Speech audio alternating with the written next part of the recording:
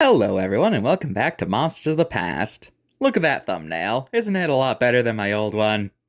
Seriously, what the heck even is this? I'm not a fan of most of my original Monsters of the Past thumbnails, but holy crap, what is this even supposed to be? Anyway, welcome back to Monsters of the Past Revisited. As always, I'm your host, Mr.G, and today we're talking about everyone's favorite prey dinosaurs, the Hadrosaurs. Hadrosaur means thick lizard, and they're also sometimes called duck-billed dinosaurs, thanks to how a lot of them had snouts that people thought looked like the bills of a duck. Although, of course, a lot of that turned out to actually be fossil compression, and it made their bills look flatter than they actually were, so duck-bill is kind of a outdated term nowadays. Hadrosaurs were some of the youngest dinosaurs, as true hadrosaurs didn't exist until the late Cretaceous, and notably, for the longest time, hadrosaurs are thought to be semi-aquatic animals, like how sauropods were, but the reasons why were different. You see, a lot of hadrosaurs had teeth that many thought would be unfit for terrestrial plants. Instead, they argued that they would instead be perfect for softer water-based plants. There's also the fact that hadrosaurs lack any sort of defensive body parts, unlike other herbivores. They don't have horns, armors, or spikes. They didn't even have the thumb spike of their ancestor, the iguanodons, more on them in a future video. So it was argued that their defense was living in deep water where terrestrial predators wouldn't be able to follow them. And plus, it was thought they would have had webbed feet due to misunderstanding a decaying piece of soft tissue. But eventually, evidence came out that they were indeed terrestrial animals, and as for their defense, well, it's thought they could just use their sheer bulk as a defense, since a lot of hadrosaurs were pretty big animals. But media's yet to catch up on this, and hadrosaurs tend to be portrayed as wimps. Also, what was thought to be evidence of webbed feet turned out to actually be evidence that hadrosaurs had hoof-like structures at the front of their body. Yeah, that's interesting. They had hooves, like horses, except reptiles. Weird to think about. Anyway, let's get into specific species now that we have the overview ready. Easily the most recognizable hadrosaur is North America's Parasaurolophus, near-crested lizard, named after another hadrosaur, Saurolophus. Now, this is kind of stupid because the near-crested lizard has a more impressive crest than the lizard with a real crest, I guessed. Anyway, the crest. These guys are famous thanks to the impressive crest adorning their head, the purpose of which has been one of the greatest paleontological mysteries. Was it just for decoration? Does it have a purpose of attracting mates? When it was an aquatic animal, people thought it was a snorkel. A lot of people think it could have been used like an amplifier, allowing them to be loud and communicate with their own herd. Ooh, I got it. Maybe they're full of a flammable chemical that they could shoot out as flames. Nah, that's stupid. Who would even think of that? And that's not even getting into the question of if Parasaurolophus' crest had like a skin flap attaching them to the head, or if they were just hanging there.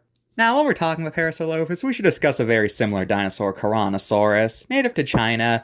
These guys look so similar to Parasaurolophus to the point that some think they're one and the same, with Carano just being a Chinese variant of Parasaurolophus instead of its own genus. But of course, more evidence is needed to say either way.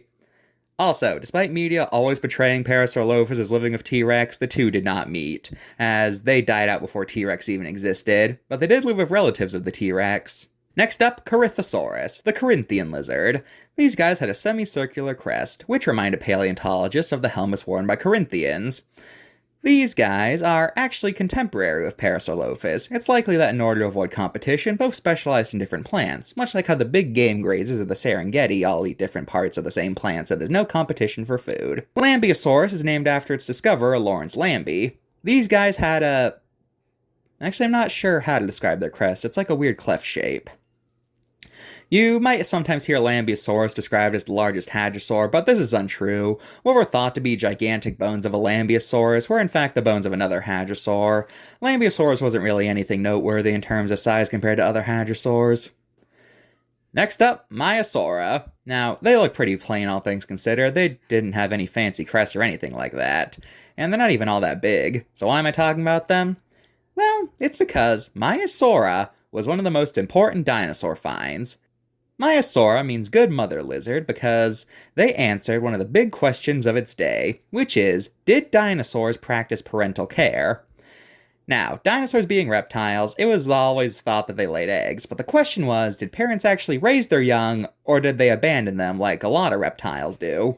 This question did not have an answer until a fossilized nest site was discovered containing the newly discovered Maiasaura and their nests, which had fossilized juveniles in them, and the baby Maiasaura bones indicated that they would be unable to move very well on their own power, indicating that they are being fed by an outside source and therefore that Maiasaura practiced parental care.